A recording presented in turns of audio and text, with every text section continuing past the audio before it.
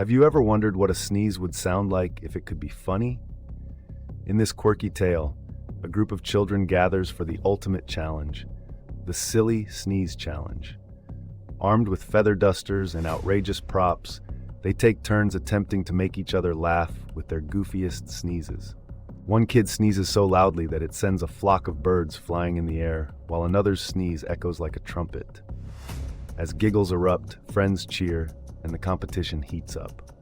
Who will conquer the title of Sneeze Champion? Remember, if you love your mother, don't forget to like, comment, and subscribe to join in our fun.